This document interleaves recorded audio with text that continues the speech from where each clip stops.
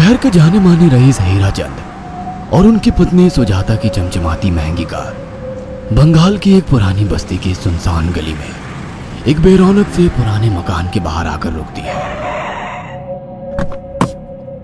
सुजाता, ये तुम मुझे किस जगह लेकर आई हो? ये तो कोई गरीबों की बस्ती लगती है, यहाँ ऐसा क्या है? हीराचंद के कुछ भी समझ में नहीं आ रहा था कि सुजाता उसे ऐसी अजीब सी जगह क्यों लाई है, जिस मकान में दिन में भी अंधेरा दिख रहा था और धुआं उठ रहा था। आप मेरे साथ अंदर चलिए, सब समझ जाएंगे। यहाँ हमारी हर समस्या का समाधान मिलेगा। सुजाता और हीराचंद आशंकित कदमों से उस मकान में दाखिल होते हैं। तभी उन्हें किसी महिला की बाहरी आवाज सुनाई पड़ती है। चले आओ, चले आओ। हीराचंद ने देखा कि उस मकान के अंदर अंधेरा था। अचानक हीराचंद की निगाह एक कमरे की ओर पड़ी, जिसके अंदर हल्की हल्की सी रोशनी आ रही थी और उस कमरे के अंदर से धुआं उठ रहा था। शायद उस कमरे के अंदर आग जल रही थी। है? ये किसकी आवाज है? यहाँ इतना अंधेरा क्यों है और ये धुआं कैसे उठ रहा है? मेरा तो यहाँ दम घुट रहा है। सुजाता और हीराचंद धीरे धीरे कदमों से उस कमरे के अंदर चले गए। अंदर वाले कमरे में बिखरे बाल वाली एक खूबसूरत सी बूढ़ी औरत सामने जल रही आग में एक मुर्गी की गर्दन काटकर उसका खून गिरा रही थी और मुर्गी का शरीर छटपटा रहा था। ये देखकर सुजाता को उबकाई आने लगी। हीराचंद ने सुजाता की ओर देखकर कहा, तुम ही मुझे यहाँ लेकर आई हो और खुद ही घबरा रही हो। कौन है ये भयानक सी शक्ल वाली औरत और हम यहाँ क्यों आए हैं? अचानक उस औरत ने एक झटके में मुर्गे की गर्दन धड़ से अलग कर दी। ये देखकर सुजाता के मुंह से चीख निकल गई और सेठ हीराचंद भी सहम गया।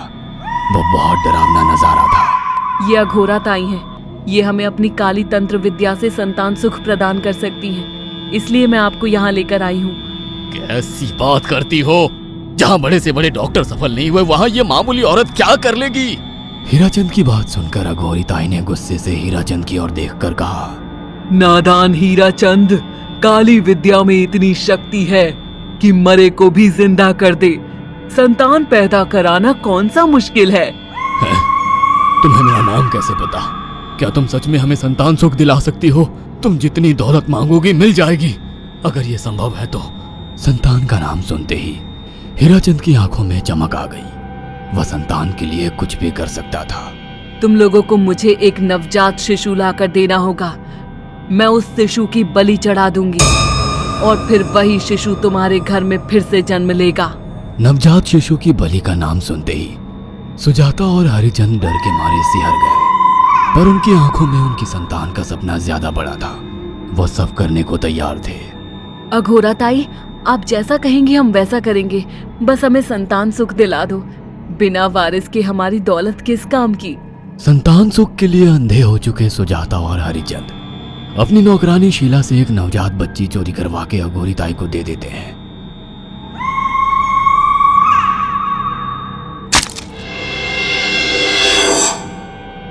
उस शिशु की बलि से सुजाता गर्भवती हो जाती है। देखा आपने, अघोरा की तंत्र शक्ति। मुझे उस पर पूरा भरोसा था।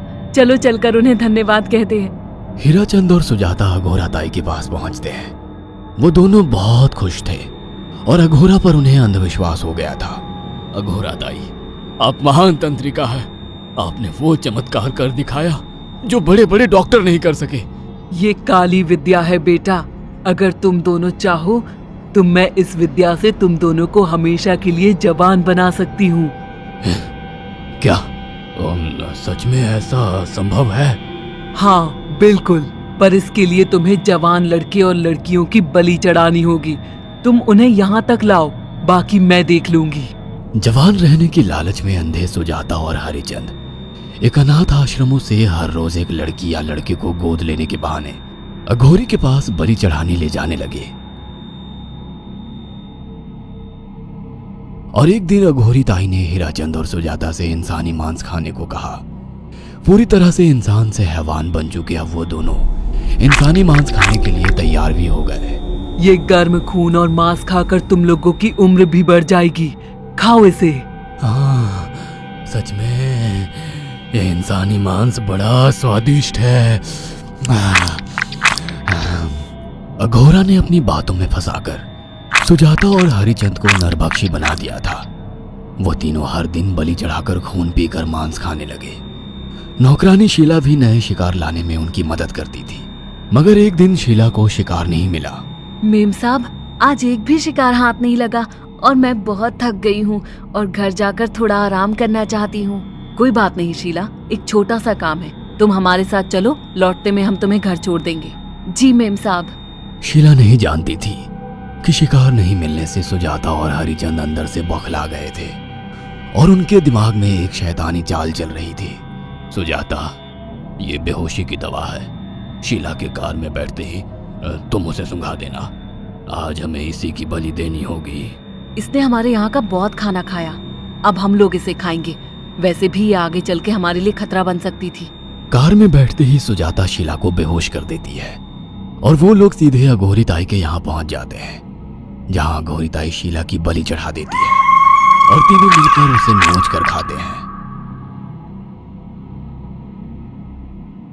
अघोरी ताई, हमको बलि चढ़ाते हुए पूरा 1 साल हो गया है। हमारा बेटा भी साल भर का हो चुका है। अब और कितनी बलि देनी होगी? बस एक आखिरी क्रिया और बची है, उसके बाद तुम दोनों हमेशा के लिए जवान हो जाओगे। कैसी क्रिया अघोरा ताई? 3 दिन बाद सूर्य ग्रहण है, हमें पास के घने जंगल में एक विशेष क्रिया करनी होगी। उसके बाद तुम लोग कभी बूढ़े नहीं होगे। कितना अच्छा होगा, हम हमेशा जवान रहेंगे और सालों साल तक अपनी दौलत से ऐश करेंगे। हाँ, सच कहा। अघोरा ताई ने हमारे हर सपने पूरे कर दिए।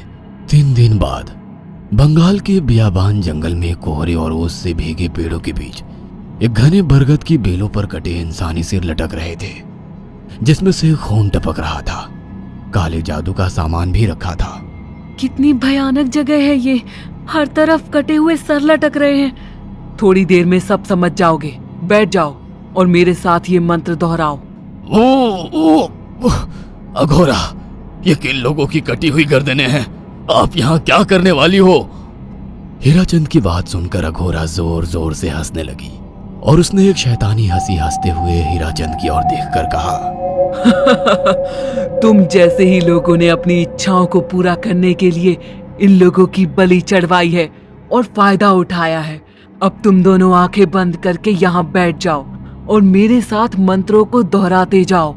अघोरा ने सुजाता और हरिचंद को वशीकरण मंत्र और काले जादू के इस्तेमाल से सम्मोहित कर दिया और देखते ही देखते वो एक भयानक डायन में बदल गई और चीखती हुई बोली, अब मैं तुम दोनों की बलि चढ़ाकर अमर हो जाऊंगी, क्योंकि तुम लोगों ने 100 लोगों की बलि का खून पिया है।